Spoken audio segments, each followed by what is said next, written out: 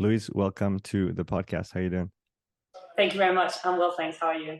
I'm doing well. It's a pleasure to have you on. I found your profile on Instagram a few months ago, and then we started chatting. I really like what you're doing, so I thought might be good to have you on, talk about all things Ergs for CrossFit, since you're well versed in that department. Before we dive into all of this, I'll let you introduce yourself and tell us a little bit about you. Yeah, absolutely. Yeah, pleasure to be here. So my name is Louise. I'm originally Danish, but I lived in the UK for the past 10, 12 years, I think. Okay. So I don't actually have a background in fitness. I used to do horseback riding when I was a teenager. So I've been with the Danish national team and have some like really random experiences with Okay. that. And I sort of started my career in finance and used to use fitness as a stress management tool, Yeah. more than anything. Got really into it, got really into the erg, specifically the ski erg. And during lockdown, I sort of decided to make a change in my career. I was really unhappy working my finance job, and I moved into becoming a full-time coach in CrossFit and PT. And yeah, I've got a couple of world records on the ski erg. I really enjoy the ergs. I really love talking about them, and I really love trying to get CrossFitters and functional fitness athletes spending more time on the ergs and getting more of an appreciation for that side of things, because I think that's lacking. I absolutely agree with you, and I look forward to diving into all of this. You said it was during the pandemic that you decided to switch. Did you already want to switch before the pandemic, or is that something that came up? Yes, I think I was one of those people who went into a career because that was where you could make the most money. And I didn't really know what to do with my life. And it sounded hard and it sounded interesting. So I started my career in finance, but quite frankly, the whole time I was extremely unhappy. I was extremely stressed, and I was, very much chasing what I thought was an idea of what other wanted me to do and what was a good thing to do in life. So I started in management consulting and then moved into private equity, which is a finance job where you buy and sell companies. Is very kind of intense. And I've been in my private equity job for 5 years, and I've really seen how it kind of churned people through. And there were some quite intense events around me. So my direct report and my mentor got really sick with cancer, and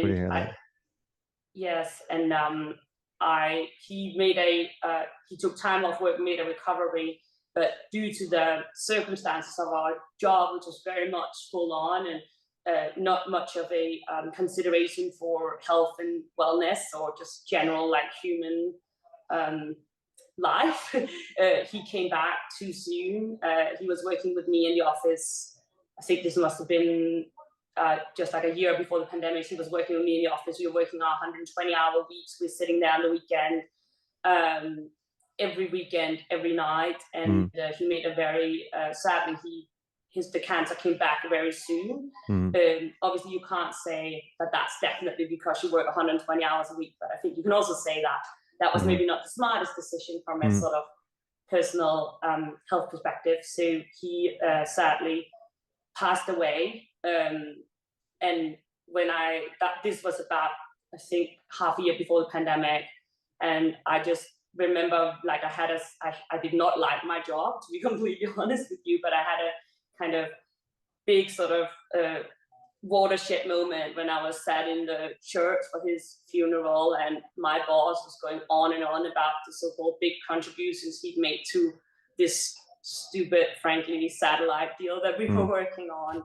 And his wife was there, and his 2 kids that he'd left behind were back in Spain. And I just looked around me and I was like, I can't do this anymore. This is just miserable. I really, finance is not known for being where you sort of feel all warm and fuzzy every day, but I really, I really felt like I wasn't necessarily doing good in the world. And on top of that, kind of seeing how my colleagues were making decisions that, frankly, from an outsider's perspective, were quite horrific, and the way their value system was so different to what I believed to be true. That was kind of my catalyst that made me go do, I did my CrossFit level 1, did my, the basic PT degree as well that you need to do. I wasn't quite emotionally ready to say that I was going to leave my job, because that seemed like a big step towards or against everything I'd been trained to do and all the career and, how was I going to make money? And there was a lot of question marks. But that was the sort of event. And then as lockdown came, that actually gave me the time and the breathing space to realize that, if I'm just going to be sat in my living room, I'm definitely not going to do this job anymore. And sort of, that was my sort of time period. Because I think I have heard this from many other people as well, is sort of when you take all of those external events and things away, it gives you a little bit more time to kind of think about what you want to do with your life and what is it you want to kind of achieve. And for me, that was kind of this space of time that I needed to then decide I could try this other career path, as scary as it was, because I just loved fitness and I was kind of good on the Ergs, but I didn't really know anything. I hadn't sort of understood very well what that meant. So I sort of had to then start building a bit of a path for myself from then on. But yeah, that was definitely the sort of break that I needed at the time to rethink my priorities. Why did you pick fitness and not something else as an alternative to your prior career? I think I was honestly just so burned out and so tired of everything and everyone around me. I had a lot of chats with people who were thinking, oh, you could do something a bit more with some friendlier people or some startup or some technology. I was a tech investor myself. Okay. But for me, what I'd found had kind of saved me, and some of the good people I'd met in my life that had also talked to me about, you were unhappy, you need to do something else with your life. I met them in fitness, and I really enjoyed kind of rocking up to CrossFit class. And there is this, these people from a completely different walk of life who have a completely different perspective.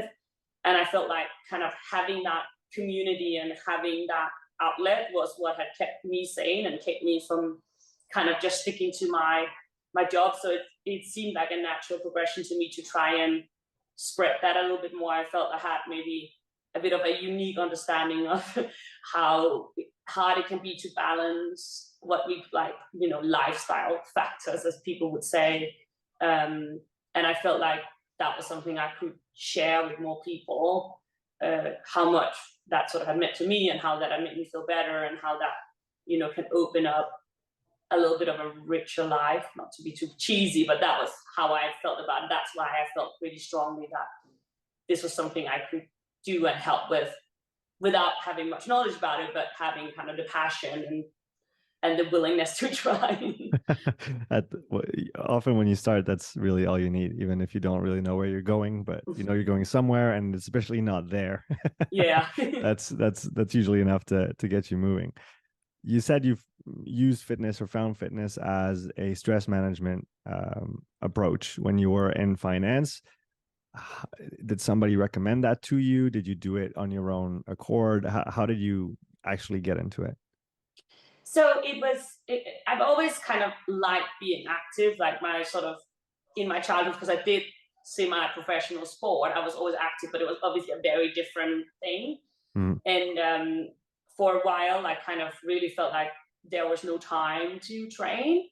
There was a bit of within the kind of finance community, there's a couple of quite dumb ideas that flourish, such as you only need to sleep 4 hours. That one's really dumb. But there's also this thing of like, if you have the choice between sleeping for an extra hour and going for a run, go for a run. Now, I also, by the way, think that's dumb now. I didn't think that then. And it was kind of this idea that you can do it all. You can work 120 hours. You can run a marathon at the same time. That's awesome. You should definitely do that, because we are, only limited by our mental willingness to push ourselves. So that was actually why I got into it. And obviously that was the wrong idea. But it sort of got me in the right place, because I started then being the dumb finance bro, who was sort of just running in at like 5 a.m. in the morning because this is great for me. And it's definitely, I definitely ran some amazing 10Ks. But over time, as I started caring a little bit more about, oh, there's this thing called performance. There's this, you can go to even small, functional fitness competitions. And I suddenly realized, I was like, how come everyone else is so much fitter than me, but I feel like I work really hard? Yeah.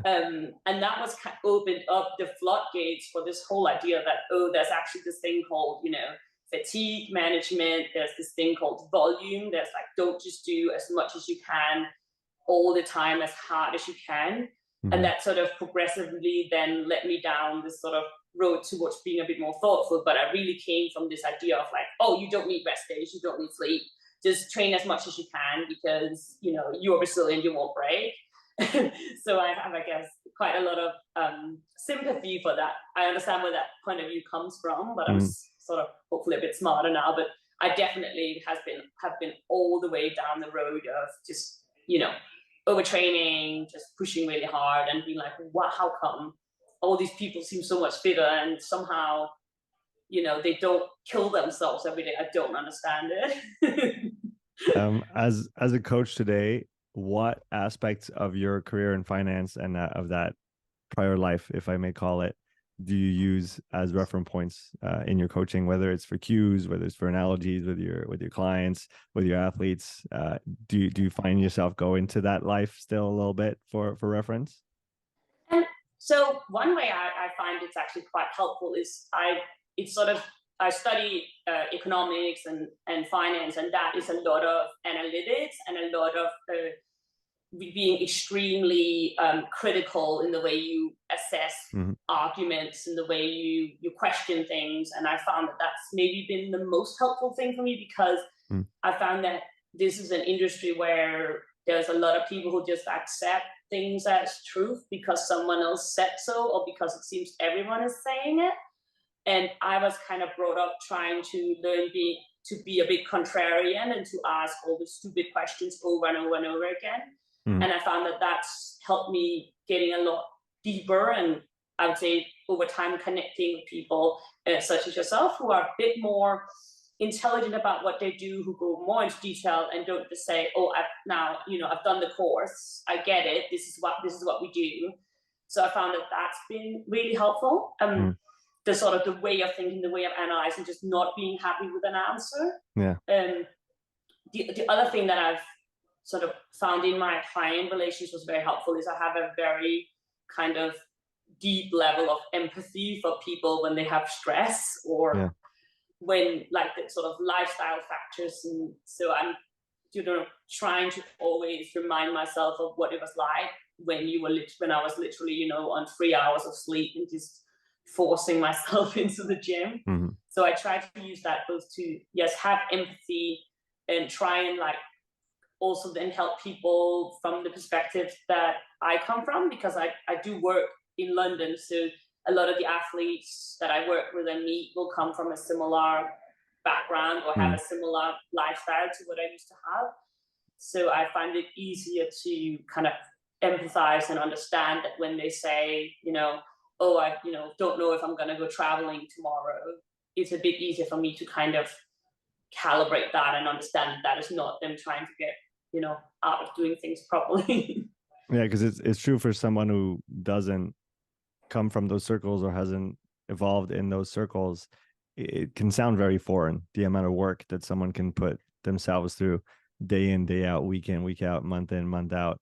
And like you said, realizing that the importance of managing that volume, managing stress, managing recovery, and balancing all those pieces out. And especially when it's, I wasn't going to say just not in the culture, it's almost against the culture of that environment to think about those things.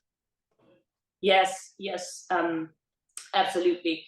And I think it's also kind of helping me trying to talk to people who are the way I was, say, 3-4 years ago. I understand that fitness can be a stress management tool, and that is fine, but I then also feel like I can have those conversations with them about, well, if you actually care about your performance, we are going to have to change that a little bit. So it's, I remember the first boss that I worked for in the fitness space was very good. He was like, cool, okay, you can use fitness when you're upset about something or when you're stressed, but it can't be every session. There has to be a reason for things, and there has to be a balance. And maybe you're going to have to be a little bit more thoughtful. And I think it's kind of trying to take people on that journey and still kind of meeting them though where they are, because it's not easy. And it's very easy being the PT with a great lifestyle who tells people, oh, just sleep 10 hours every night. Like I have a strong aversion towards people who tell others that, oh, if you sit at a desk all day, it's just not worth it. Don't even bother with your fitness, right? It doesn't matter. Like those lines of arguments, if you don't get 9 hours of sleep, you can forget about it. It's like, well, that is true for a professional athlete, but these people are not. And, coming from that background, knowing how hard it can be, I feel very strongly that we, in our profession, should not be putting up messages such as, well, then you might as well give up. Or, if all you can do is 30 minutes of high intensity 3 times a week, then forget about it. You're just going to be unhealthy. Like that's a very unhelpful way of communicating with people, I think. And coming from that background helps me understand that when someone tells me they literally couldn't get out of the meeting all day, I understand what they mean. They couldn't. So we've got to be a little bit, as much as I would rather coach athletes who sleep 9 hours a night and are super thoughtful with their food and they don't sit down ever. Like that's just, most of the people I see are not like that. So It's helpful to have that sort of understanding of what the extreme can look like, and then helping people manage travel, manage sleep, manage life stress, and sort of be able to calibrate, well, where does fitness fit in then if my life is in shambles at the moment. Yeah, I agree with you. I think the messaging on this is maybe one of the most important ones of our, for our profession as coaches, as PTs, whatever we are, S&C coaches, whatever label we want to put on those. For me, at least, it's my main quote unquote fight for the rest of my life is to help people understand that if they're more active, they'll probably live a better life and live a longer life, period. That's really all it is. At some point you have to move, you have to be active. So anything that goes against getting people moving, I think is a bad idea. And obviously there's edge cases that we can go through, but in general, like you said, the main messaging should be, hey, let's find a way to get started, even if it's a tiny little bit at first, because you literally cannot do anything more, but we should tend towards getting people to include activities in their daily life and their week, make it part of their routine of who they are, because it is going to serve them now and for all the years to come. Yeah, I agree with you. And this is where, my eyes have been opened to this whole endurance, zone 2, long and slow type work. And I think it's actually fantastic that I can say to, the people I coach with conviction that if all you can do is go for a walk, you know what? That's great. Like and it's worth the fact it. Yeah.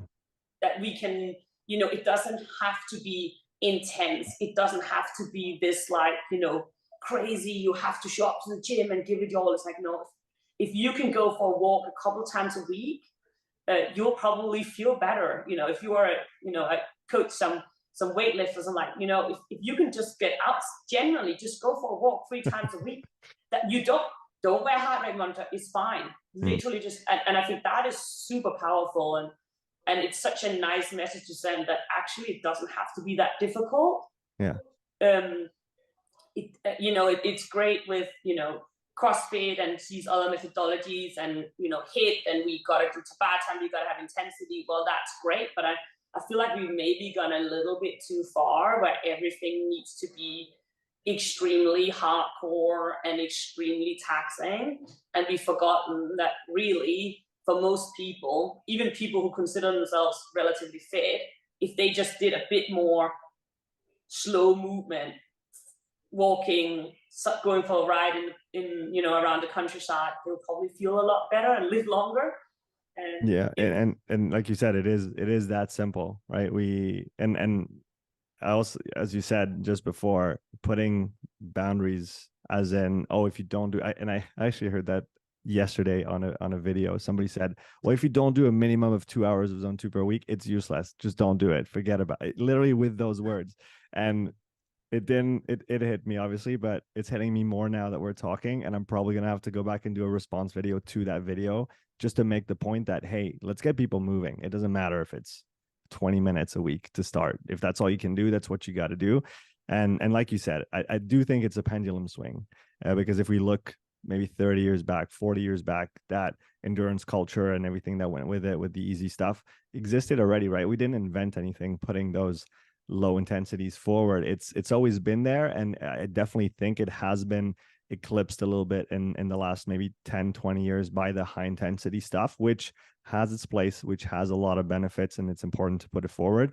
But if it's all you do all the time, it might work really well for you right now, but chances are in a year, 2 years, 3 years, maybe 5 years, if you're very lucky, it won't be anymore. And that's I guess when people are forced to explore those alternatives, because at some point, if you're revving up into the red zone in third gear, just trying to accelerate more is not going to make you go faster. You have to change gears at some point.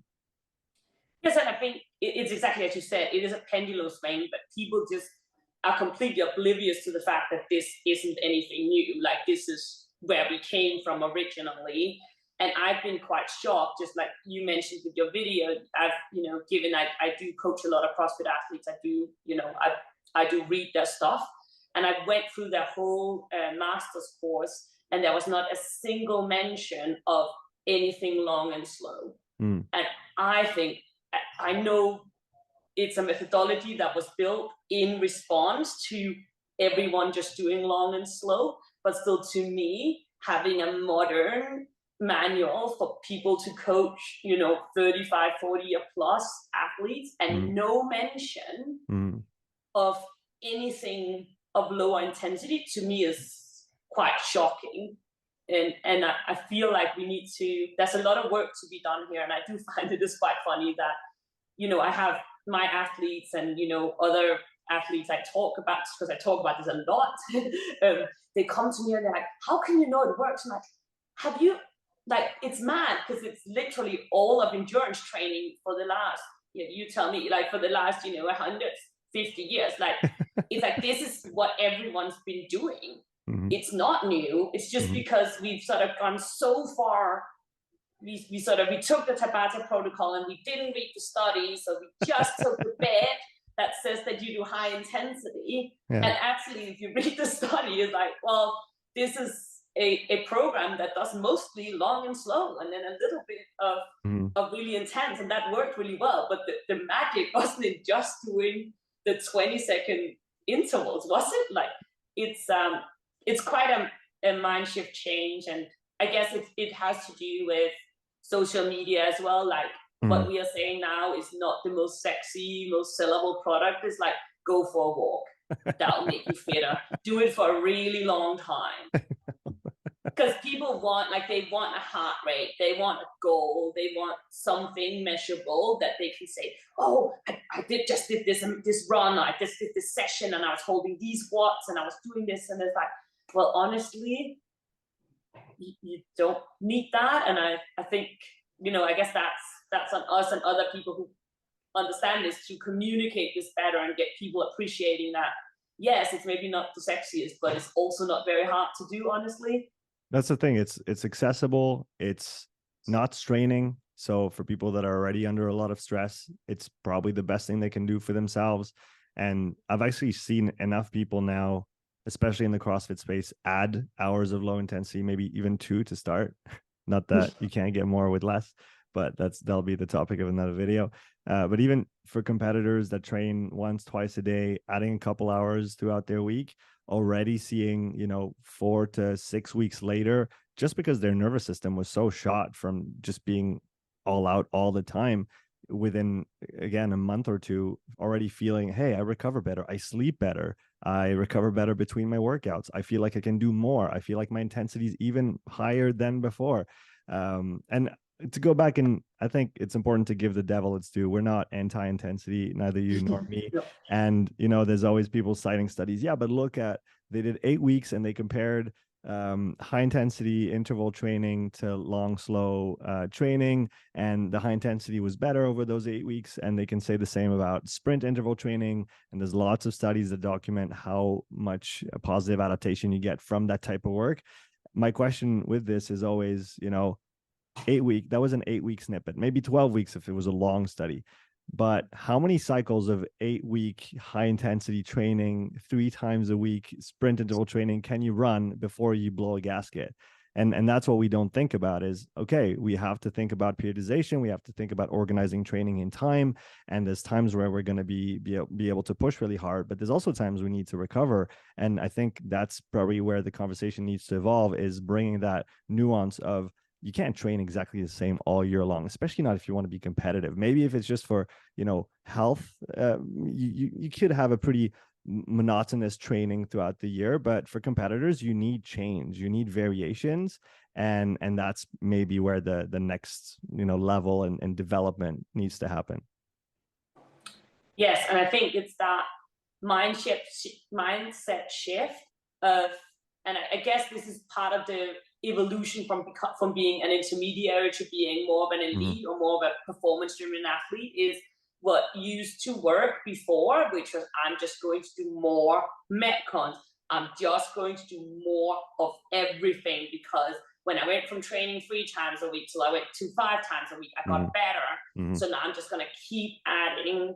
I found this for myself very strongly, that was what I was doing. I was just doing more, more, more. I was going and watching on Instagram what the elite athletes say they do. And it seems like they just do 3 Metcons a day. And I was like, oh my God, this is why I'm not getting better. And it turns out just continuously doing that, I was beating myself into the ground and not getting better. And it's only once I got some intelligent coaches who went, well, if you want to get stronger, I'm afraid we are going to have to do a lot less intensity everywhere else. Your intensity is going to be your strength sessions in the off season. You are going to have to find a way of getting your cardiovascular adaptation in such a way that you can squat the next day. Because if you can't, then we are wasting our time. And I think it's that kind of taking people on that journey of, there is a lot of things that will get you fitter if you are not very fit. But the moment you want to actually be competitive, or even just improve beyond sort of an average intermediate in the sport, it's like, well, now you're going to have to be a lot more thoughtful around these limited resources. Because I would do 2 Metcons a day thinking I was going hard. Now, because I do 2 or 3 Metcons a week, I can go proper hard. And what I used to think was intensity was actually not very intense, but you don't see that when your body isn't recovering, when your body isn't able to express. So I do think there is a long kind of road to go on here, where we are seeing smart people, smart coaches in the sport, incorporating this a lot more. I know you're working with some top athletes as well. But even for people who are more kind of at the sort of national competitive level, well, if you have a full-time job, you're probably going to have to be quite smart about your training resources as well, and how you try and structure your day. And maybe the best way of doing that is not just banging your head against the wall twice a day with a Metcon, right? Yeah, there's a quote that I like from Charlie Francis, who was a sprint coach in Canada, who said, in regards to polarized training, keep your highs high and your lows low. And another one, I don't think it's from him, but medium works in clothing, not in training. And so you really have to decide where you put the intensity. And as you said, if you try to go hard every day, you think you are, but your nervous system is just going to say, we can't do that. So it's going to just cap you at maybe 70 or 80% of what you actually could do if you were rested. So you're always at 80%, but you think you're working really hard. You're just really tired. Yeah. And I also find with, so I've had some, because I've never done any gymnastics or weightlifting in my background. I mean, you don't get particularly flexible from doing horseback riding. Shock. So for someone like me who also needs to try and work into better ranges of motion, better movement patterns, being under that much stress and fatigue makes it extremely hard, if not impossible, to get into those ranges that you want to do. So that's been a major intervention that my weightlifting coach has done for me, and which I'm now bringing down to the athletes that I coach and work with as well. How are you going to get your body to accept new ranges if it's constantly under so much stress, if there's so much fatigue sitting everywhere? It's just kind of mission impossible. And as much as it's fun, all these memes about snatches are hard, it's like, well, if snatches have been hard for 5 years, you're probably doing something wrong. Yeah, if it's not changing, maybe something else needs to change for it to become a little bit easier. You mentioned it in passing, and I want to come back on it. You hold a couple world records on the ski erg. Yes, that's right. How did that come about after, you not being in the fitness space before and having a prior career in finance? How did you get to the ergs, and why the ski erg? So I kind of trained on it, I would say, very randomly, with no particular structure. Just, it showed up in our CrossFit gym one day, and I was like, oh, that looks like fun. Let me give that a go. And as much as I would like to tell you I had a really good training plan and I did really smart stuff, what I did was I purchased one when the first lockdown happened, put it in my living room. I tried a couple of things, and I was like, oh, I'm actually pretty good at this, with no particular training other than I love Ergs. So I spend a lot of time on the rower. I spend a lot of time on the bike. I spend a lot of time on the assault bike. I have background in running, but nothing you would call in any way elite. I just realized I was kind of good at it, and I was very bored in lockdown.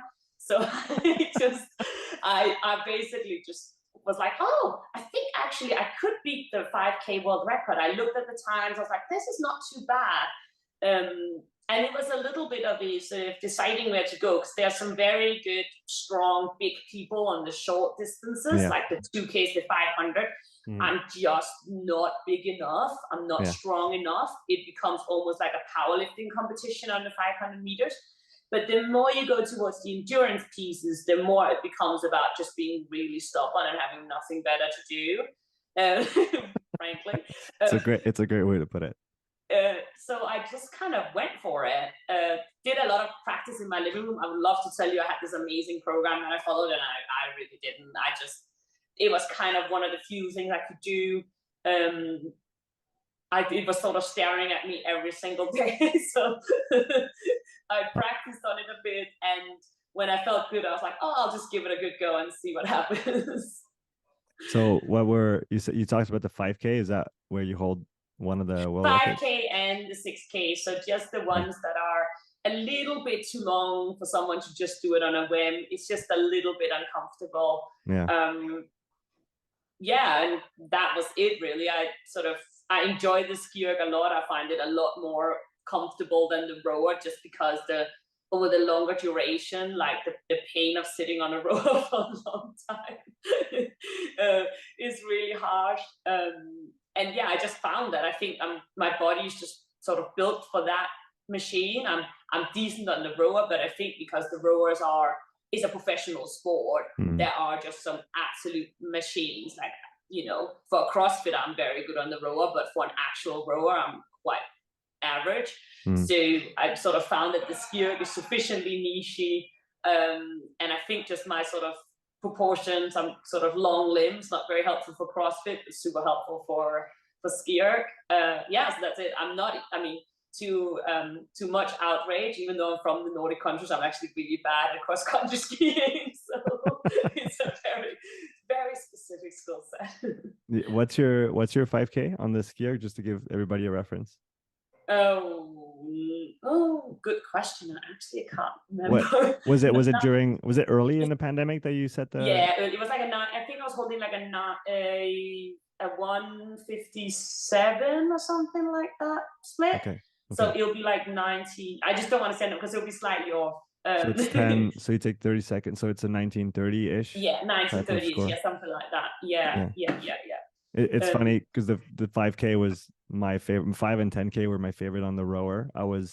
And I, like you, it's not true. I did have a training plan, but I didn't like to go easy. So everything I did on the rower was 8 out of 10 and above. I don't even know what, I don't think I've ever even done a zone 3 before, the last few years digging into all the endurance stuff. What, so you said you didn't necessarily have a big training plan, but what were some of the key sessions that you did to get ready for it? Or was it literally just random and you just, rocked up to it and pulled on it whenever you felt like it? I've done a bunch of just 1 minute on, 1 minute off, frankly, Okay. just for technique purposes, because it's quite hard initially to learn to generate power efficiently on the skier. Mhm. I don't think 1 minute on, 1 minute off is the best way to do that, by the way, anymore. But that was what I did, just to kind of get a sense for, how do you get strong, powerful pulls? Because what happens to many people on the ski erg now that I coach a lot of people doing it, is that they sort of just move their arms and their body a lot, but they don't actually put a lot of effort or work into the machine. Mhm. So for me, it was kind of learning to generate power. Where did And you then find the information on how to do that? Is it just your analytical background that did you use the power curve on the screen, or did you not even look at I that? didn't use the power curve, but did I did go to some rowing seminars. Mm. So I understood from the rower Yeah. the sort of general rules of concept two. So things like, you want to be really powerful and fast up front in the first part of the stroke. So really, I spend a lot of time focusing on the change of direction with a low damper, Mm-hmm.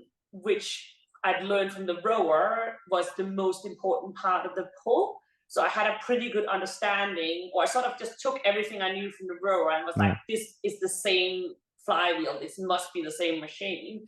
So trying to think about, how do I get more power at the top? How do I use the bigger muscle groups? So not using the tricep, trying to use more core, trying to use more hips. And then I think I had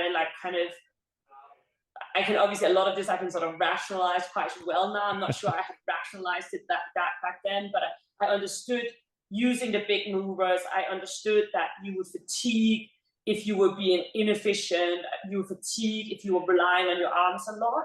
So I sort of, on my own, came to the conclusion that I needed to use more abs, more hips, and try and learn to relax my arms.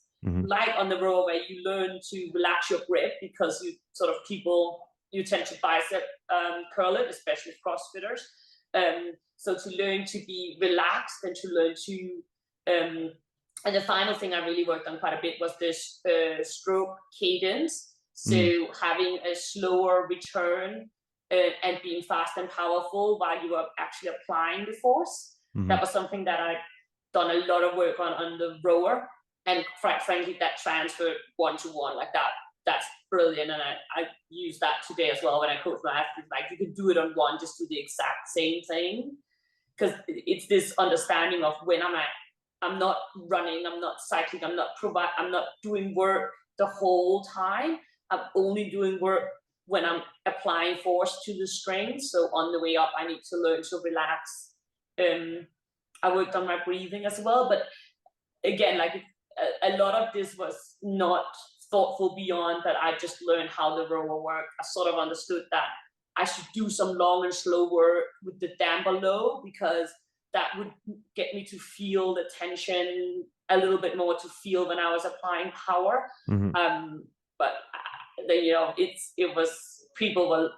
the people I was sort of telling about it afterwards, the coach I was working with, were laughing at me. They're like, this is actually upsetting that you just, but I guess it's that thing, if you have a general understanding of how something works, then if you spend enough time on it, sort of just brute force and ignorance, in the end, if you just pay attention to what you're doing. I watched some videos of there are some guys in Australia that do, he was doing some technique videos, but frankly, there wasn't much. Even Concept 2 wasn't really giving a lot of information about it. And you just see, you know, wild things when you look at other people doing it. Even people who claim to give you technique advice, you look at that and you go, surely that is not, that it's crazy. There's just, you know, I feel like that on rowing, there's a consensus of how a good rowing stroke is supposed to look. I'm not sure we're quite there yet with the skier. We don't really have much of a sport to lean on. I've since spent some time looking at cross-country skiing, because I do think that is kind of where you need to look. Like, well, how come in cross-country skiing you don't bend below, you know, a 70-degree angle? Well, that's because it's bloody inefficient, right? So similar, like, so there are some principles here that do apply. But if you were to look at on the internet, you would think that it's anybody's best guess, right? Yeah, from what I've been able to see so far, as you say, that there's definitely a consensus on the optimal movement and technique on the rower. And I've spent a bit of time going through the various world records that were set, you know, obviously the very short, you know, Phil Clapp on 100 meters, and guys like Justin Freena. He used to have the 5 and the 6K as well, I think, or the 5 and the 10 a while back. And there's actually a huge variation from, you know, one world record holder to the other on how they ski. And obviously both are really good because they're the best in the world, but there can be quite a bit of difference. And I've heard people say that even recently. I was at the French Throwdown this weekend, hung out with the Concept 2 people, Concept 2 France people. And from what Thierry was saying, one of the CEOs, he used to be an Olympian in rowing. And he said there's definitely multiple ways to pull on the ski erg. And like you said, very rightly, I think, as long as you focus on the right intention, putting the pressure in the right portion of the movement, which is the top portion, not the bottom portion. And if you can try and be as efficient as you can with your movement, like you said, not doing a strict lat pull down type of movement, you're probably gonna do pretty good. Yes, and I think it's also got to do with body shape, right? Because for rowers, the reason rowing looks similar is because they all are quite similar, right? It self-selects for, if you want to be a pro rower, it self-selects for a certain type of build. So they will all in the end use a technique that will be made for that type of build. Whereas I think on the skier, because I've seen some of what you said as well, especially on the short distances, they are just using their upper bodies, and it's quite wild. And if I were to do that, I would not be getting very much power, but that's because I'm not strong enough. The weight plays a lot, right? On the ergs in general, the heavier you are, the better you do, especially on the static ones. Obviously, you're rowing in the water is a different story, but there's a reason Sam Locke went up and put on, you know, 10, 15 kilos above what he was in the boat to then go and break the 1K record on the rower. Because if you're heavier, you can apply more force. It's likely you're going to go faster. Yeah, there's no friction, there's no air resistance, right? So you're good. You just want to be heavy, and that's the thing when you have a sport that never goes, like the skier people never go and actually ski in real life, at least from what I know. Then you don't concern yourself with that. You literally start thinking, well, what is the if all I did was Ergs, I would just get big, right? Because that's literally all that matters. You can probably stand and carry that load for quite a while. But if you're sort of trying to balance multiple factors, well, then you come into different types of techniques.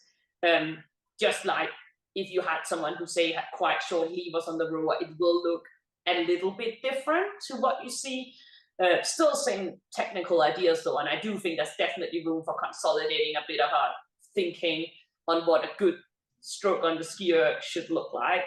And there's definitely room for more coaching education. So I saw you did something this week, and I think there's definitely, it would be nice to see at least some general level of consensus on how we teach people to use those machines. But yeah, it will depend on your physiology, quite frankly. And if you're heavy, you can just use your body weight and your power in a much different way than you can if you're a smaller athlete. So I think there's a lot to be said about that, and that's kind of the fun, isn't it? It's like it's actually new enough that someone like me can just rock up in their living room and just faff around like that. That surely does not happen with rowing. I don't think so. And not that obviously your two records are hugely impressive. And again, quite liking those type of time domains and efforts. They're not easy efforts at all. But let's go on that path, because like as you said, rowing is pretty standardized, quote unquote, at that point. There's so much information on it.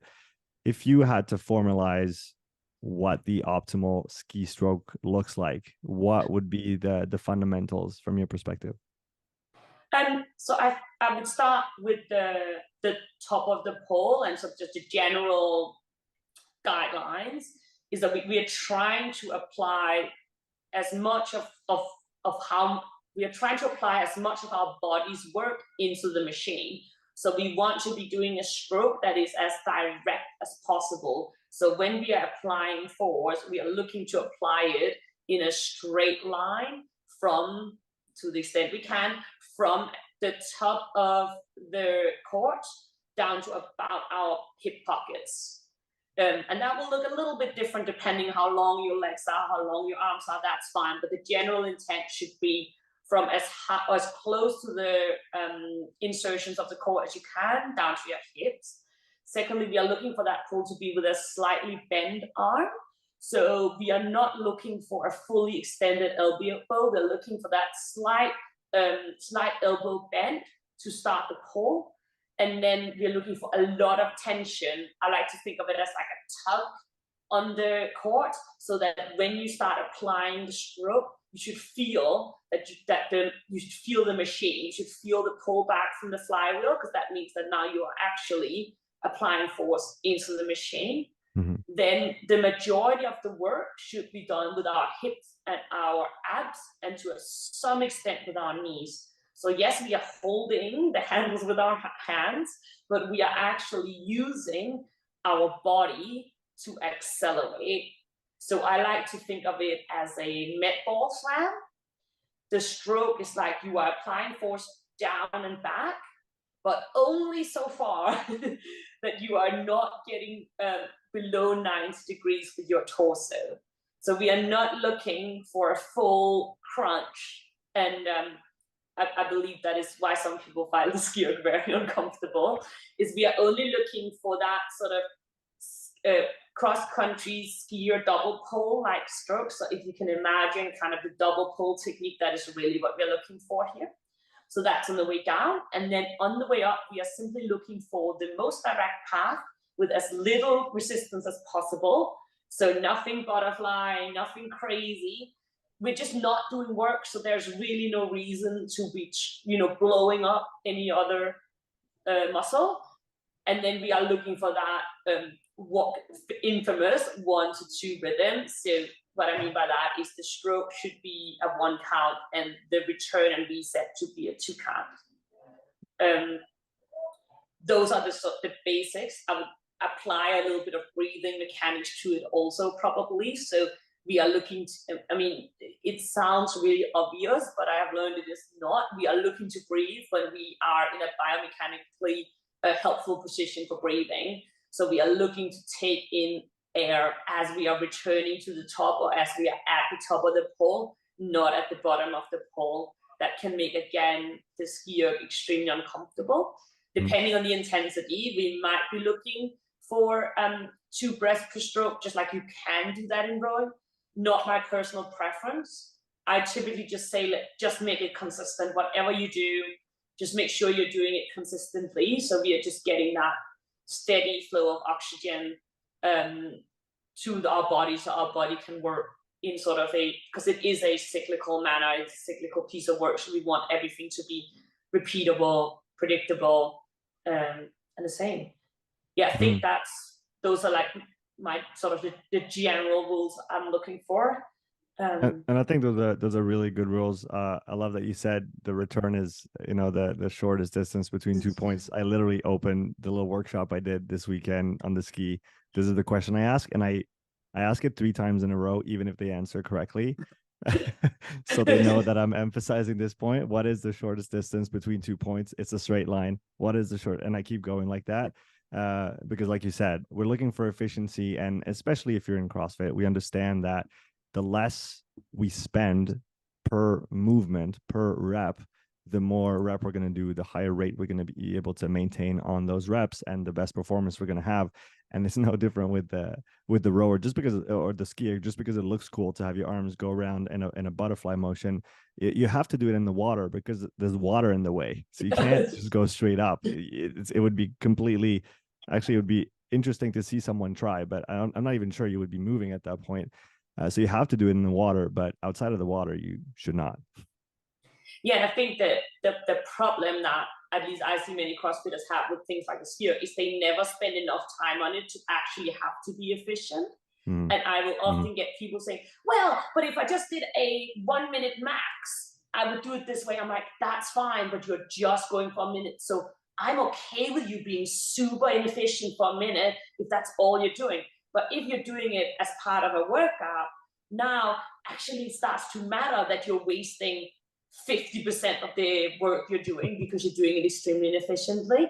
So I think that's also similar on the rower, but even more so on the skier. That's this education of like, spend substantial time on the erg, get used to being just on the erg, manage your fatigue on the erg, and let's forget about how you get the best score in a minute, because that's frankly a completely different discipline. If you, I mean, rowing is my favorite example. If you look at the 100 meter for time, that's just powerlifting, right? Like, no, that's not how you row a 2K. And I'm like, just because you can, that's great. That's a special skill. I can teach you that skill, but that's really not indicative of what we're looking for in terms of efficient technique over long durations, or even just if we combine it with another movement, right? And I think that's maybe one of the areas where CrossFit in general has still some advancements to make. The field, the CrossFit, ecosystem has been really good about going to weightlifting coaches for weightlifting advice and programs and structure and exercises and variations. And then gymnastics, same thing. You see gymnastic, athletes, coaches coming into the space and bringing what they know. And obviously there's Chris Hinshaw and there's a few other protagonists in the space, but I don't feel like there's the same level of, oh, let's go see what they do in endurance sports and let's try and bring that into the sport. That very, very thoughtful about weightlifting, very thoughtful about gymnastics, very thoughtful about strength work and periodization on those fronts. But then when there's a rower involved, just sit on it and pull as hard as you can. And that's, and I'm obviously straw manning the argument just a little bit. But I think we can, do a little bit better. And like you said, spending more time moving better on the machine, getting the reps, quality reps in, because one of the hard things with those ergs is if you do it wrong, you're doing it wrong 20 to 60 times a minute. And that's a lot of wrong. Yeah. And it is quite shocking, the amount of time, or rather the lack of time, that is invested in understanding energy systems, in understanding ergs, in understanding why am I prescribing something. I guess to a certain degree it is because it is trivialized a little bit. It's not very sexy, and it's not something that people really care about until they have to do a 5K row, because then they care. So there is this whole world of, very well thought through, well tested programs, because these are massive sports, right? With, a lot of money invested into high performance, but it's not yet trickled down. It is, quite surprising, I would say, how much seemingly random energy systems training you see, even from really top coaches in the sport, where there seems to be almost no distinguishing between, are we doing technique? Are we doing long, slow? Are we doing fast? Why are we doing this? Okay, we call it sort of active recovery, but it's got chest to bars in it. How is chest to bars active recovery? I don't understand. It just seems that there's, again, we're sort of beating our own drums a little bit, I guess, but it seems that there is a big gap there in terms of investing athletes' time a little bit more wisely, being a little bit more informed about, we should be able to move beyond the old school, like simple energy systems model with, glycolytic, oxidative, etc., and sort of have a bit more of a deeper understanding of why we're doing something. But yeah, I guess that's a big opportunity, and that's what's so exciting, is that right now the level of thought that's being put into energy system development is not much. So for the athletes that actually do find a coach that does it, or do it themselves, understand it themselves, that should be a great upside, because suddenly a lot of the sport will be based on, how good is your aerobic system, how good are you at moving efficiently on the Ergs, when you run, when you're cycling, when you're swimming. And if you're the person who understands that, who understands or has invested the time in good technique, then you should have a massive advantage. Yeah, you should, and you usually will if you do it right. So let's actually go down that path. Like you said, we've been kind of beating a dead horse at that point, but let's give some keys to people that might be interested in learning those things. So when you try to explain energy system development, conditioning, whatever the name is, to an athlete or to another coach, what is your go-to story? How do you bring that about so that people can understand the framework and then have it be useful in the way that it's applied to training? Sure. So I've been studying with Evan Paycon quite a bit, which I know you have as well. So I'm really into his ideas. I like to make it quite simple, in that we are really looking to improve your body's ability to do work. And we could go into details about what could potentially be limiting its ability to do work, but really it will be your ability to supply oxygen into the muscles, to get the muscles to uptake that oxygen, and that's really what we're trying to do. So I like to just very simply explain to them that there's many ways that we can do this. The most effective way will be to think about our training in two different types of buckets. So we are looking for some work that is quite easy, that is long and slow, and this is the work that will build our base, our foundation for what we can possibly achieve.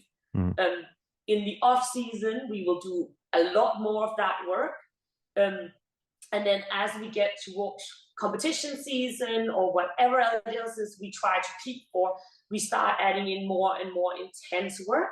But in the end, we will be depending on the size of the base of long, slow aerobic work will determine how good our intensity will be, how much power we can really produce. So I like to very simply split their work into these two parts, and intensity can be anything. It could be, it could be zone 3, 4, 5. I'm not that fussed. I like to just do a mix of them, depending on what they really struggle with, or what their preferred time domain or their competition time domain. We look at doing more of that, but really, I don't think that needs to be over-engineered specifically, but it's just about, in the long term, the more work I can get my athletes doing without my athletes getting excessively fatigued, the better my athletes will be. And this is the way I try to explain to them what it is we're trying to do. And I think that's a really important point, because the argument can be made, and rightly so, that you will have positive adaptations to your mitochondria, for example, which is the factory that uses oxygen, to speak simply. And the more you do, the bigger the factory. And so the bigger factory you have, the better you're going to be at those type of efforts, but also at the harder efforts. We can come back on that later. And you will have those adaptations, whether you're doing really easy, whether you're doing hard, medium hard, very, very hard, extremely hard. But what you said there, I think, is really important, is that it's about how much fatigue that incurs, and not every intensity has the same cost to doing that intensity. And I think this is where the low intensity is so interesting. It's because you get a lot out of it. It takes time, but you get a lot out of it, and it costs you virtually nothing from a fatigue standpoint. Exactly. And it's also not very hard. Like, CrossFit athletes say it's very boring. I agree, it's somewhat boring, but honestly, it's not that hard. Like, I would much rather do 5 hours of zone 2 than, some like crazy purple intervals where I'm on the floor, like almost throwing up afterwards. I know, which, I mean, it's just this mindset change. You know, if you go and talk to a sort of semi-professional cyclist, they would absolutely laugh at these arguments about whether or not you can fit in 2 hours of slow work a week. So yeah, I think it is, you know, it's not that hard. Yeah, I definitely allow myself to pick on CrossFitters for that and say that, you know, they'll do triple Fran for breakfast or for a Friday night lights or something just for fun. But then, 40 minutes on a bike erg and my bum hurts, and that's pain. I thought the other one was pain. You know?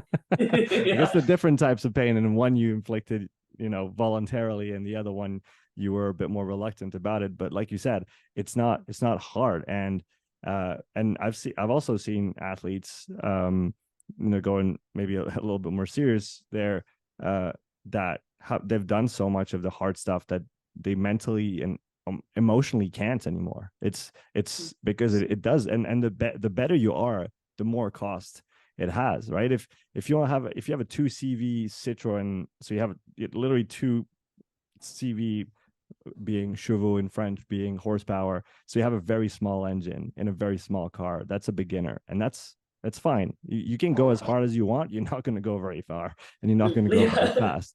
But once you have a V8 engine, you can do a lot of damage by going hard, and that's where it's hard. As you said before, early on, 3 doesn't work, let's do 4 sessions a week. 4 doesn't work, let's do 5 sessions a week.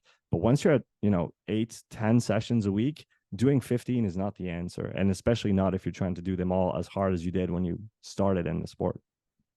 Absolutely, and it's both the fact that you now have a bigger engine so you can physically push. It's also emotionally, you get better at pushing. Your pain tolerance goes up, and you can put yourself in that situation where it will take you days to recover from what you just did. And I think that's it's emotionally really hard, and it's also really, really taxing on the body. And that's where, you know, what you were talking about earlier with the seasons also comes in. It's quite nice to have a bit of a down season where you're not doing double Fran every day, where you can just, you know, you're building you're working on the building blocks, you're working probably on a bunch of technique, a bunch of strength work, and your cardiovascular, your energy systems work doesn't have to be super hard every single day. First of all, that sets you up well for then when you actually go into season, you want to push, you now hopefully are mentally a little bit more ready for it. But it also just makes training a bit more fun, that you are not constantly ending up in the bin every time you do something. It's not every time you see a rower now you're going to, you know, see God, right? Because that is really, really hard. Especially if you just keep doing that month and month and months without any kind of change in the structure of how you're working and how you're trying to get better. So how would you organize a week of training around those concepts of polarizing intensities, thinking about low intensity volume? Let's take a week in the off season for someone who has time to train, and let's take a week that is maybe closer to a big competition. How will that volume vary according to what you've been able to do and put in place with your athletes? Yeah, so when you're further away from competition, we would be structuring your training much more around what are your limiting factors, right?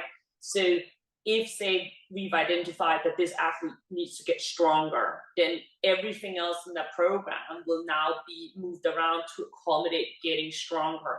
So I will not be putting anything in that can potentially impact their ability to do that. So that will mean I will try to keep all intensity away from strength sessions. So get the strength stuff done early in the week, probably with a bunch of low intensity around it, because the recovery needs are not so big. I can still be working on building my engine, but I'm not actually impacting my ability to achieve my number one goal, which could be strength. And then towards the end of the week, when I've done most of my strength work, I need to recover from that. That's when I would put something that's a little bit more intense, both to keep the athlete sane, but also because now I've separated sufficiently from the stuff that I actually care about that I don't think it's going to impact. So things like running, for example, close to squatting sessions, I'm not a big fan of that if you're actually trying to get stronger. So I would try to be using more low impact intensities. But for an athlete, say, where they actually did need to work on their running and now it's their off season, well, then we are structuring all their training around getting quality running in. So trying to get those sessions in earlier in the day when they're fresher. So it will really be depending on, well, what are your limiting factors? Well, given your limiting factors, we need to structure your training so you do the most important things first, the things you really need to invest time and energy in, and then everything else will be taking a second priority. And personally, I don't think you need that much intensity in your off season. Like a couple of sessions a week, quite frankly, 2 or 3, no more. And then everything else can be long and slow. And yeah, that's a bit boring, but it's also going to allow you to actually focus on what you need to work on. And as we then come closer to competitive season, we would want to get the amount, whatever our level of competition is, will dictate how much intensity we need to be able to do, right? So if you are, CrossFit Games obviously is extreme amounts of volume. If you're sort of more at a quarterfinals level, well, then you'd be looking at, well, what is the amount of volume that you get over your quarterfinals weekend, if that is really your main stage of competition. Well, that is the amount of volume we need to get you ready to now. So now we're not concerned with what is going to get you fitter. We are more concerned with your body needs to be able to tolerate this amount of volume. You need to be ready to this amount of volume. So we would ramp up to that, get you some rest and recovery, and then put you into whatever your competitive event is. So I don't know what your thoughts on that, but I think it has to be, I don't think any athlete trying to get optimally fit would do the amount of volume that is in a semi-finals weekend. I don't think that is conducive to optimal fitness. I think that is an expression of fitness. And we just got to get our athletes ready to handle that. We can't have them showing up on semi-finals weekend and never having done that amount of work in training. But that volume should have been done in low intensity first and is now transforming over into high intensity stuff, so they know how to eat around it, they know how to sleep around it, they know how to recover, they know how to manage it. But it's not necessarily it's definitely not the amount of training volume we have and the amount of training intensity we have in the off season. Absolutely not. Yeah, I would 100% agree. I think differentiating between training and testing is very important, and a competition is a test, and you shouldn't train like you test. And nobody runs marathons all week to go and train for a marathon on the weekend. No soccer player plays 5 games of soccer in the week to get better for their soccer game on the weekend. So I think it's important to understand those concepts. And like you said, away from competitions, and that's probably something that's still lacking quite a bit in just a general ecosystem of CrossFit and in the culture, is actually just periodizing. It's just planning of training in sequence in blocks that go one after the other, in such a way to attain a peak performance at a given moment in time. That's really all planning of training is. And because it started with, .com workout, every day is different. It doesn't matter what time of year it is. And again, that works for someone who just wants to do something. But once you're talking about training twice a day, training for really high level competitions, you cannot just do the same year round. So there should be times of the year where your training looks nothing like CrossFit. And then there's times of the year where your training is to get better at CrossFit. And I think working at, and obviously there's a spectrum in between, but working at those two extremes of thinking, okay, away from competition, I can do stuff that looks nothing like my sport and it'll make me a better athlete. And then closer to my competition, I'll do more CrossFit to get better at CrossFit.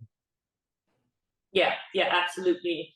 And I think that is where that there's a long way to go. I think I'm seeing a bit more sort of thoughtfulness around, how are we structuring our seasons and actually giving athletes an off season, because that's been part of the problem as well, that there are all these competitions dotted around the year.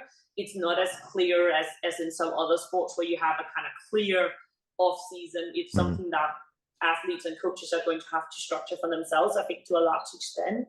But then also definitely the appreciation that you need to go up, you need to go down in volume to go up in volume again. You can't just constantly doing the exact same amount at the exact same intensity, because you are going to break. Yeah, you are. I was actually talking to a decathlete just before our recording.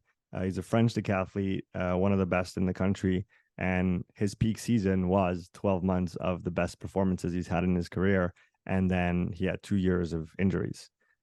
So there was a cost to being at his peak level for that long and just pushing and pushing and pushing.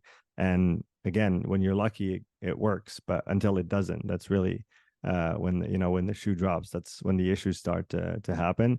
So I think it's important for people to realize that we're not saying this just because we love low intensity. We're saying this because it's also part of the athlete's health, and their longevity in the sport. Do we want people burning out and having to take a full year off when they're, barely 18 years old? Or should we promote a structure of the sport that allows for people to perform for 5, 10, 15, 20 years? Absolutely. And I had a great sort of moment of personal revelation when I was studying running quite a bit for a while, and I was I was reading the Law of Running, which is this compendium of just old training programs of runners. It's amazing. And one of the takeaways was just a lot of people, the best marathons they ever ran was after they've been injured or something out of their control had taken them out of sport, so they couldn't do as much volume as they wanted in preparation for training, for the race, sorry. And that sort of piece of information, I'm like, that is every athlete ever. It's that insecurity, it's that feeling of, I need to do more to keep up. That is what runs you into the ground. That is what stops you from doing your very best. So there's a bunch of examples it has in the book. It's quite interesting of these people where they're like, oh, I wasn't really ready for the race. I had whatever, the flu, or I had a little injury I had to manage around. They had to do more just long, slow stuff because I couldn't actually run. And they go out and they do the best performance they will do in their whole life. So yes, longevity, but even just performance, it's like having the courage to say and the guidance, I guess, to say enough is enough. I don't need all of this junk intensity all the time. I shouldn't be running marathons every week to get good at marathons, etc. So I thought that was such an excellent example of even one of the simple sports to train for, how hard it is even then to not get overexcited about more volume, more miles, more intensity. What is this person doing? What is that person doing? And how can I do more? How do you coach your athletes so that they understand the idea behind that long-term development, behind that periodization, behind the fact that at certain moments of the year, you are going to be worse than what you are going to be on the competition floor in 3 months, in 6 months, in 12 months? How do you help them live with this? Because it is really something that I'm noticing that people have a hard time with, is not always being in peak performance mode. Yeah, it is really difficult, especially when you are a really metrics-driven sport, a really metrics-driven athlete. I think of it in kind of two approaches. So there is education, that is just explaining this is how it works, this is why we're doing what we're doing. And then the second thing I try to do is to give them something else to compete on, give them something else to focus on, right? So it's silly sometimes, but it could just be, you ran exactly the same pace, but your heart rate was 3 beats lower. Does that really matter? I don't know, but it's something to measure, right? Or it is, look at your form, look at how much power you can get in your pulse on the skier, or rate an RPE on this middle intensity session, like anything that just gives you something else to focus on, and really trying to draw out those little wins, those little things that feel like, I don't know, mini PBs, or just things that I can actually get better. It's like, wow, you sat on the bike for 2 hours this week without complaining. That is amazing. And kind of trying to make it a little bit competitive, or just something that they can measure and look at. Because as much as I like to just tell them to do a talk test to find their intensity, it just feels like they're not doing enough. So if you're trying to give them something else to measure, whether that's, oh, we've accumulated this much volume, or you know what, you've been showing up to the track and done your track session, even though you're a CrossFitter, every single week for the last 3 months. That's amazing. Or, you know, give me an RPE for what you did. How did that feel compared to last month? Or was better? Okay, no, that's cool. That's good information, right? So trying to find something that isn't necessarily always my 2K row for time, that is still measurable, because I do think there is a lot of training satisfaction to get from feeling like you're making progress. As much as that, we know that's really long term, but we can maybe take some small wins in the interim. We can take some more process wins, or we can just try and look at different metrics, right? Like, how recovered have you felt? How, you know, how much energy have you had to do your work or your family life? Or, you know, is it actually feeling better? Are you excited to go push hard again? Well, that's also something that we would really like to see.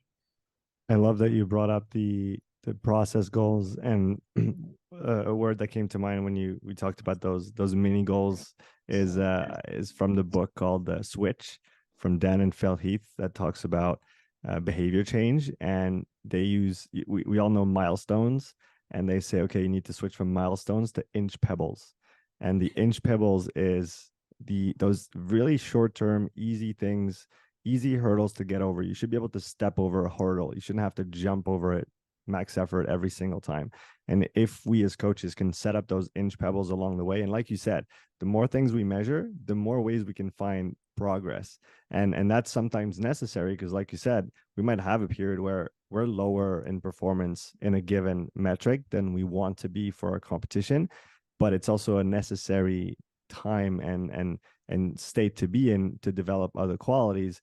And finding every way that we can to quantify something that is getting better, even if it's the subjective with the RPE rating. I think RPE is highly underutilized and underappreciated. Even though I love data, I love metrics, I love measuring, but finding those little ways that we can show progress to keep people motivated and get them to see the longer goal, because it's really that it's a long-term goal, and we need to almost help people switch from that short-term instant gratification mode that we're in, of I need to go hard to feel that I went hard to know that I'm better than yesterday, versus I have 6 months to be better than I was 1 month ago, and I took a month off, and now I shouldn't be back to my prior level tomorrow. I should be there in 5 months or 5.5 months, so I can just overtake it when I get to my competition. Yes, absolutely. And that's where it's a bit of a mindset change that I personally love. Process goals. It's like one of my favorite things. I'm never going to feel a process goal. I absolutely love it. But for me, like, I've had to work a lot on my swimming. I basically couldn't do it. And my process goal was just, you are just going to show up to your coach session once a week, and then you're going to go to the pool. And it does not matter if you swim 200 meters and go home. You just have to go to that pool every single week.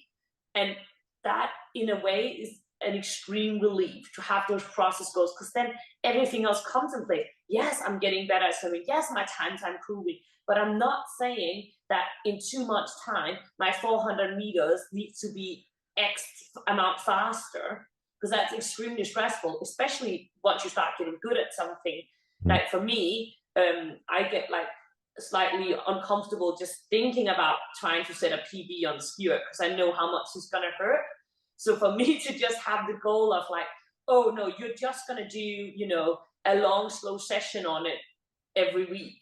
Okay, cool. I can do that. That's not stressful. And then, yes, I do get better, but it's that change in mindset, from constantly trying to PB, from constantly being like, I need to do this X amount of time. Like, as a coach, I'm afraid I can't promise you that. And I also don't want you to feel like you're a failure if you do not manage to achieve that goal in that time. Because if you showed up, if you've done everything you needed to do, well, that's frankly all I can ask. And then there'll be other factors that will impact whether or not you are exactly where you want to be. But that's fine. We'll get there in the long term, right?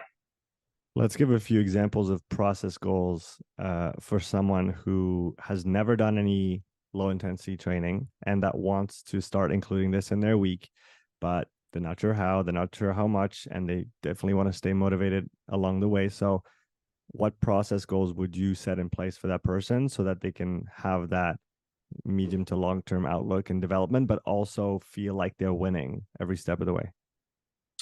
So I think for someone who's never done it before, I would say 2 times 30 to 45 minutes a week will be more than enough. And I would try and encourage them to tack that on at the end of their session. So whenever they've done their normal workout, whatever that may be, do it at the end. And I would literally set the goal for the first couple of weeks would be, I just need 15 minutes twice. Okay. I just need you to sit on that thing for 15 minutes. I don't really care how slow you're going. I just need you to do it. And then over time, we would start trying to move that towards 30 minutes. But again, I just want them to do it. I don't want them to look at how many watts they're going. I would just tell them conversational pace. It's fine as long as you do it. And then we would slowly try and ramp up. But I would want to make it, depending on that person's schedule, so easy that I feel like they almost couldn't fail to do it. Like, I wouldn't want to go from 0 to now you're doing 7 hours a week, off you go. It would really have to be, well, okay, what days, when would you have some time? Are you normally doing 30 minutes of foam rolling after your 2 sessions? Done. We're going to do 15 minutes of Sun instead. Okay. And slowly give them that success of, I just want you doing it. If it feels good to have the heart rate monitor on and have send a little screenshot or like do a little, okay, I've done it, coach, that's fine with me. I don't think it's that important, but that's fine. Whatever you can kind of do to accumulate that time. And I think, yeah, start extremely small because it will still have a positive effect. So I do think, yeah, something, I don't know how you would approach that, but along the lines of twice a week, starting with 15 minutes, do that for a couple of weeks. Then we start ramping it up to getting to about 30 minutes. If that goes well, we go sort of 45. We can split that over more sessions as well. If it's easier to do, say, 15 minutes a day at the end of the session than doing a longer. Again, optimally, I would like a longer slot, but the 15 seconds is fine too, if that's all we get. So I do think it's a little bit just for people themselves finding, okay, when am I doing something else, and when would I have that 15, 20 minutes? Try and set yourself the goal of just hitting that once or twice a week, whatever is realistic. Just smaller is better. Don't go crazy. Don't start thinking you need to train like a professional triathlete. Just start really small. Start with something you can do. Get used to that, and then you can start ramping up and doing more and more. But it's great because you don't actually, if you're not doing it already, you don't need to do very much to get a positive benefit. And that's the good news, is you don't need to sit there for 6-7 hours. Enjoy the fact that if you do an hour or so 2 per week, you'll probably feel a lot better in 4 to 6 weeks. Yeah, that's usually my line of thinking as well. A year ago, you would have asked me, I would have said, no, you need 45 to 60 minutes minimum, because under this, it's useless. And I understand now that that was obviously coming from perspectives of endurance coaches with athletes that train, 10, 15 hours a week or more, or a lot more. And obviously, progressive overload has to be at the center of the thought process when planning this. And for somebody who starts at 0, well, 1 or 2 is plenty to begin with. And like you said, I'm happy for people to break it up into 20-minute blocks if they really need to, because 20 is better than 0. And as long as they get their 20, and as long as they get a few throughout the week, that's a great place to start. And one thing that's underappreciated is the time horizon of those adaptations and of the progression that is necessary on that type of work. You don't need to progress how much time you do every 2 weeks or every month. Even every 3 to 6 months, you can reassess. And what's great is that can be built over a career. And most professional cyclists will tell you that they actually haven't met the limit of their fundamental endurance development. We don't know what the limit is. The current limit is calories, right? The Norwegians in triathlon, Olaf doesn't even talk in kilometers anymore. He doesn't even know how many hours they're doing. He knows they're doing 30 to 40 hours a week, but he can't talk kilometers. He can talk calories. He can tell you how many calories they're burning, because this is becoming the limiting factor at that level. So again, we have a almost unlimited horizon of development, and it can be very, very slow. You don't need to go from 1 hour now to 5 hours at the end of the year. No, 5 hours can come in 5 years. You have a lot of stuff to do there until you get there, and it doesn't need to be hard. Yeah, and enjoy the fact that it doesn't need to be hard and it doesn't need to be very long. Yes. I mean, that's a great gift, isn't it? You don't have to go into, the 5, 10, 15 hours a week until in years. So enjoy the fact that if you do an hour a week, you're already going to feel a lot better. Find a method of doing it that you enjoy. I mean, if you can, I would say get out in nature. For many people, going for a walk would be so too if they walk a bit briskly, or cycling is lovely as well. Like, you don't have to. I spent all my hours inside the four walls of the gym, but you don't have to. Like, whatever modality, as long as it's cyclical, I'm happy with. And yeah, just enjoy the fact that it doesn't have to be like, that's the thing. Everyone's like progressive overload. Everything is like, no, you don't have to do it over the time horizons you think you need to.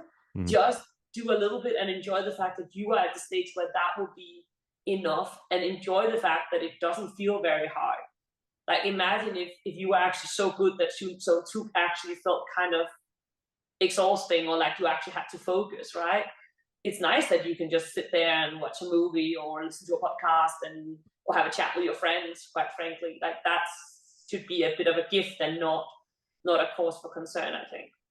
That's definitely something I haven't emphasized enough, but I will from now on. I think giving the perspective that, hey, at least you don't need to go and do 7 hours, Yeah. and you could just do 30 or 40 minutes, and that's fine. But you know what, if you want, and if you have to, obviously, depending on the sport that you're in, one day you might have to go and do 5 or 6 hours, and that will be required for you to perform in your sport of choice. But it's not currently the case, so live with that. Yeah, until then, have a good time, right? Until then, have a good time. I think that's a great place to end this conversation, Louise. I really appreciate you having you on, and us chatting about those topics that I think are very important and not maybe talked about enough. So thank you for coming on the show. Thank you. I enjoyed it. And if people want to follow you and find out more about your work, where can they do that? Instagram. So Louise Sondergaard. Yeah, that's basically it. I post a bunch of stuff about remember to do your sun too. So if you want a reminder, you'll get a lot. Yeah, you do have some good reminders about that, and some great thoughts around training in general. So I recommend everybody go follow you. Link in the description. Thanks so much for coming on the show again, and looking forward to chatting with you soon. Thank you. Have a good day.